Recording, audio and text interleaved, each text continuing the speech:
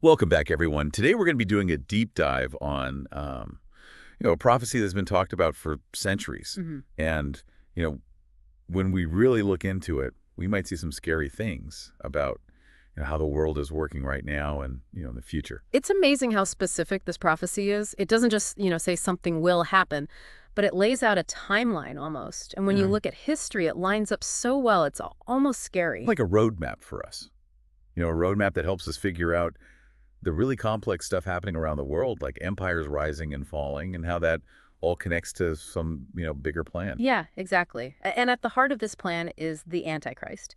He's a mysterious figure that a lot of people don't really understand, but this prophecy we're talking about today really explains his timeline, the methods he uses, and his goal, which is, to control everything. So let's get started with the timeline. The Hmm? prophecy says the Antichrist will rule for 40 days. But there's a twist to this, right? Right. The prophecy uses special words to describe these 40 days. These aren't normal 24-hour days. They're more like symbols of different times when the Antichrist is in control, like Yomun Kasana, which means a day is like a year.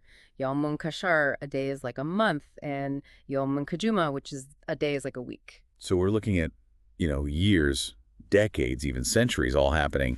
It's like a big clock, ticking away, showing how the Antichrist's plan is moving forward. And the amazing part is how these different lengths of time line up perfectly with the rise and fall of powerful nations throughout history. The prophecy shows that the Antichrist is directly involved in how power shifts around the world. So let's talk about the first phase, this day like a year period. Yeah. The prophecy connects this to when Britain suddenly became super powerful at the start of the 1900s. They took control of important ports and basically ruled the oceans. This was a huge moment in history. This little island country out of nowhere used some smart moves and became the king of the seas. They controlled trade routes, had the strongest navy, and made the rules for how business was done all over the world. It makes you think how they did it. Was it just luck or was something else going on behind the scenes? Well, the prophecy has an interesting answer. It says that Britain becoming so powerful wasn't an accident. The Antichrist planned it all so he could have a place to start his plan to take over the world. So he used Britain's navy as like his first tool to gain power and influence. Yeah. But how did this phase end, and what does World War I have to do with all of this? World War I changed everything. The power shifted again, and the prophecy talks about one event that made it happen, an event with huge consequences, the Balfour Declaration. Balfour Declaration, right? Yeah. This was when the British government promised the Zionists they would create a national home for Jewish people in Palestine. It was just a letter written in 1917, but it changed the course of history forever. The prophecy suggests this wasn't just a nice gesture. It was a deal with some really bad consequences. A deal that led to the Palestinian people losing their homes and suffering. They've been dealing with oppression and injustice because of that promise made by a foreign power. And according to the prophecy, this was all part of the Antichrist's plan. The plan is all about controlling that very important land. It's a holy land for three major religions, and now it's the center of so much conflict. It's a chilling thought to know that the suffering of all those people was planned and manipulated for some evil purpose. But if Britain was just the first part of the day, like a year, what comes next? That brings us to phase two, the day like a month phase. When Britain's power faded after World War I, a new superpower took its place, the United States. And with that change, we see that same disturbing connection to Zionism, that never-ending support for Israel, even though they violate human rights and continue to force Palestinians off their land. The U.S. took over that special relationship and became Israel's biggest supporter, giving them billions in military aid, protecting them at the United Nations, and shielding them from criticism from the rest of the world. So we've got two global superpowers, two parts of the Antichrist plan, and both are deeply involved with the Zionist project. They both play big parts in making this prophecy come true. It's a pattern you just can't ignore. It makes you wonder what's really behind everything that's going on in the world and what choices we need to make as individuals and as a global community. Before we move on from talking about the United States, it's important to remember this prophecy doesn't just talk about world power in a general way. It uses these symbols and images we can connect to real-life events. You're talking about how the prophet described the Antichrist, right? Riding a donkey that can travel as fast as the clouds. That's it. And when we think about that image and, modern warfare, it's hard not to think about air power, controlling the skies. It's a pretty scary thought, especially when we see that symbol in the day like a month phase, where the U.S. gives Israel the most powerful weapons they could want, like those fighter jets they use to control everything from above. It's like the prophecy knew how war would change, going from controlling the seas to being strongest in the air. Hmm. And it's really disturbing when we see what that air power is used for. Not to protect themselves, but to oppress the Palestinians. Yeah, but the bombing of Gaza, the killings, the constant watching from the sky, it shows how unequal things are. Israel can do what it wants, and innocent people pay the price. And it's not just about the weapons either. The prophecy also talks about the Antichrist's trickery, how he uses lies and propaganda to get what he wants. Which brings us to the media, especially in America. They always talk about Israel like it's the good guy, like it's a democracy in a dangerous place, but they ignore all the bad things that happen to the Palestinians. It's a carefully made up story, one that hides what's really happening and makes it okay for people to keep supporting Israel, even when they break international law. It shows that the Antichrist's power isn't just about military strength, but also about controlling what people think and what they believe. He can change how people see things and even make them support his plans. But this day like a month phase with America as the Antichrist's main tool isn't the end.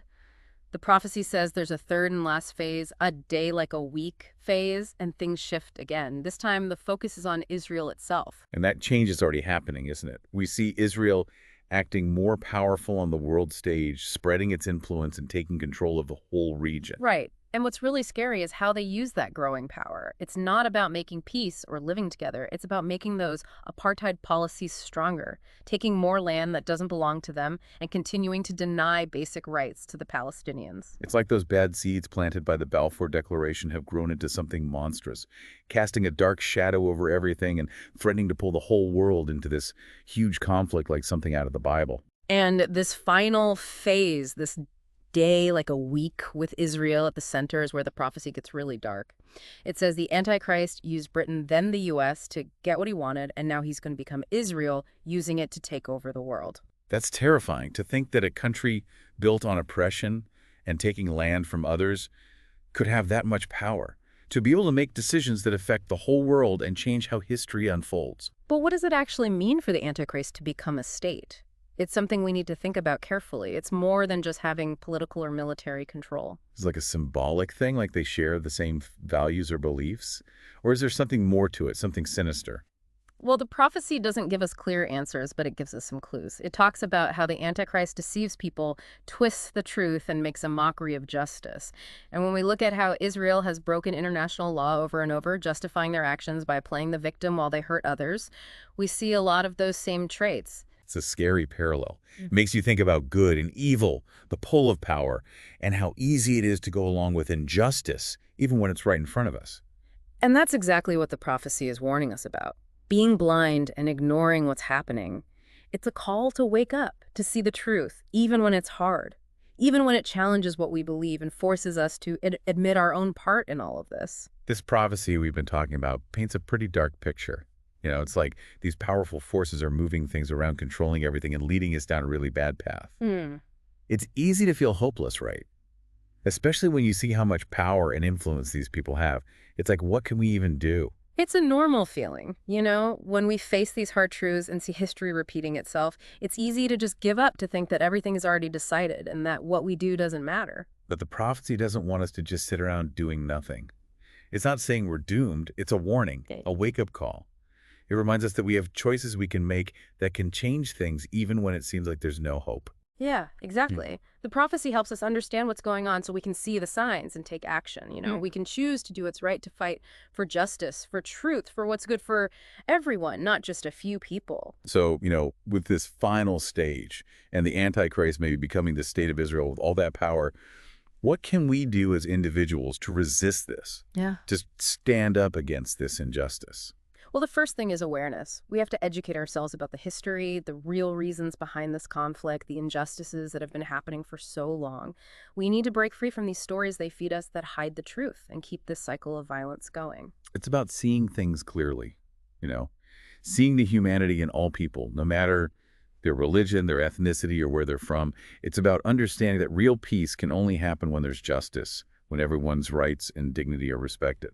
And once we know what's going on, we have to do something about it. Support groups working for peace and justice give a platform to the people who have been silenced. Hold our leaders accountable and just make choices every day that match up with our beliefs. Every little thing we do makes a difference. It all adds up to create change.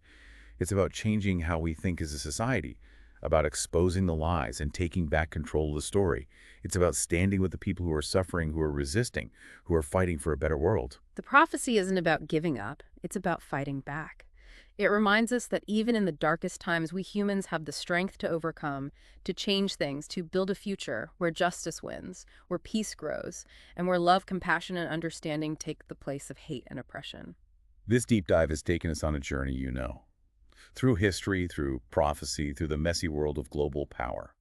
But more than anything, it's been a journey inside ourselves, a journey of looking inward and waking up to the truth and seeing our own part in shaping the world around us.